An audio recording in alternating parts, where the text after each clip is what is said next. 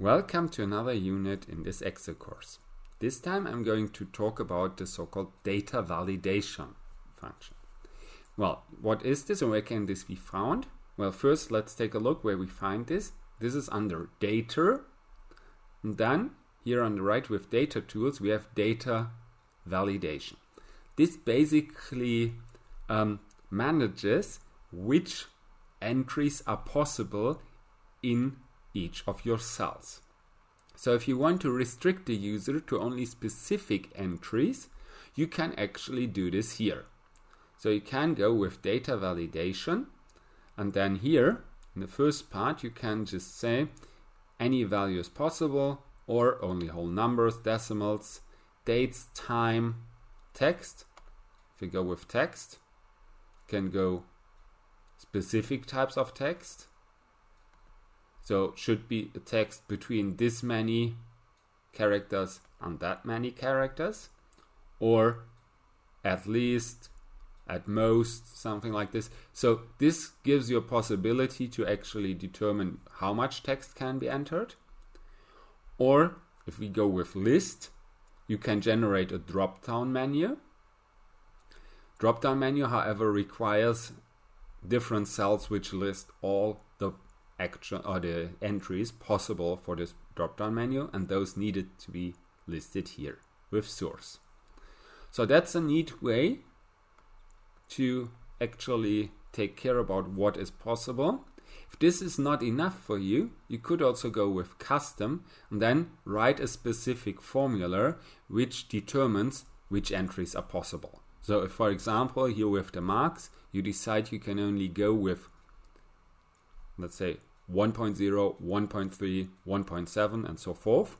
You could describe this with a corresponding formula down here, and the user is only able to insert these specific values. Well, in this context, I would rather go with drop-down menus with all the options, but well, this is still a valid way to go if you just customize this. Well, if we stay with this, we can then, I have to enter minimum and maximum value for my whole numbers. Let's say you have to enter a value between 1 and 100.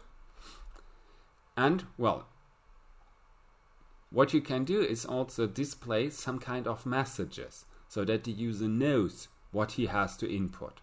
So like, this is the title. Oh, input an integer. This is like if I select this, and the error message is, what do I get shown when I do not comply to the requirements? So let's call this error 1. It could be this is incorrect. Then click OK.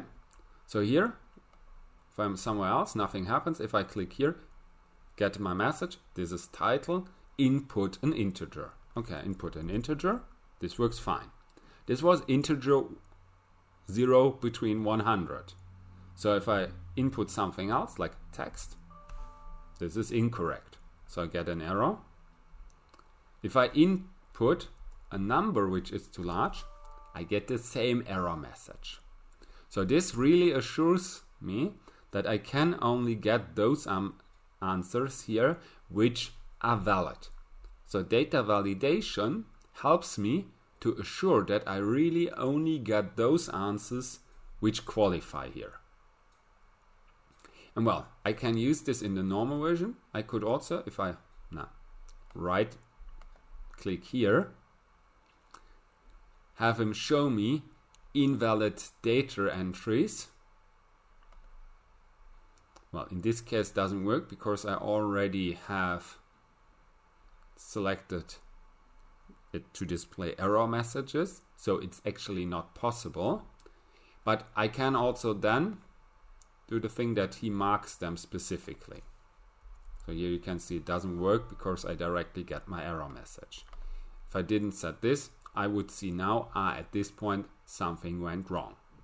So that's actually a neat way to design your sheet in a way that the user knows at this point I am only allowed to enter this type of information, and that he is actually forced to adhere to this type of data which is only allowed. And well, that's then already all there is with regard to this part data validation. So I hope you enjoyed listening to it. And if you want to see additional information on how to use Excel, feel free to visit the rest of this course or have a look in the corresponding playlist. I say goodbye and see you soon. Bye.